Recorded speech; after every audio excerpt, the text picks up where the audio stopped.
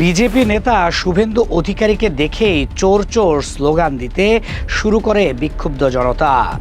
ভিডিওতে দেখা যায় পশ্চিমবঙ্গের বিধানসভা নির্বাচনের সময় বাংলাদেশিদের ধর বলে স্লোগান দেয় শুভেন্দু অধিকারী।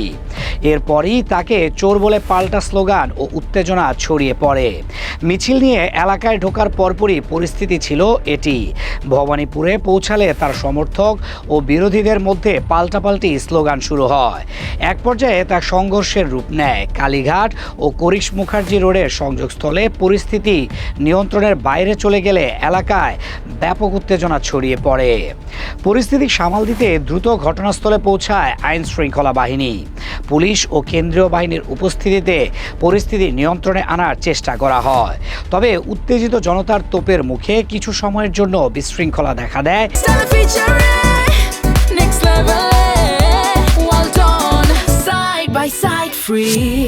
এবং শুভেন্দু অধিকারীকে নিরাপত্তা বেষ্টনীর মধ্যে এলাকা ত্যাগ করতে হয়।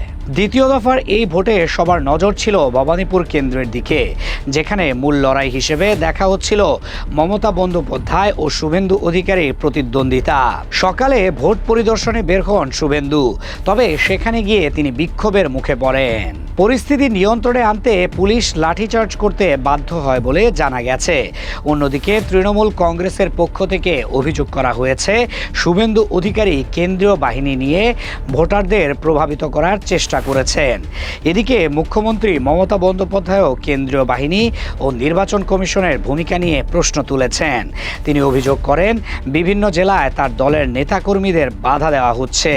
সাধারণত ভোটের দিন সকালে বাড়িতেই অবস্থান করলেও এবার ভিন্ন চিত্র দেখা যায়। প্রথা ভেঙে সকালেই ভোট কেন্দ্র পরিদর্শনে বের হন মমতা বন্দ্যোপাধ্যায়। পরে ভবানীপুরের মিত্র ইনস্টিটিউশনে গিয়ে নিজের ভোটাধিকার প্রয়োগ করেন তিনি। অন্যদিকে শুভেন্দু অধিকারী কটাক্ষ করে বলেন, চাপের মুখেই ভোটের সকালে বের হতে বাধ্য হয়েছেন মমতা। পশ্চিমবঙ্গ বিধানসভা নির্বাচনের দ্বিতীয় দফায় 142টি আসনে ভোট গ্রহণ অনুষ্ঠিত হয়।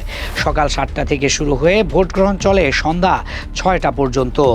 বিশ্লেষকদের মতে ভোটারদের মধ্যে ব্যাপক সাড়া লক্ষ্য করা গেছে। বিশেষ করে ভোটার তালিকা থেকে নাম বাদ পড়ার আশঙ্কায় অনেকেই সকাল থেকেই ভোট কেন্দ্রে ভিড় করেন। কিছু এলাকায় সংখ্যালঘু ভোটারদের মধ্যে আতঙ্ক লক্ষ্য করা গেছে বলে জানান তারা।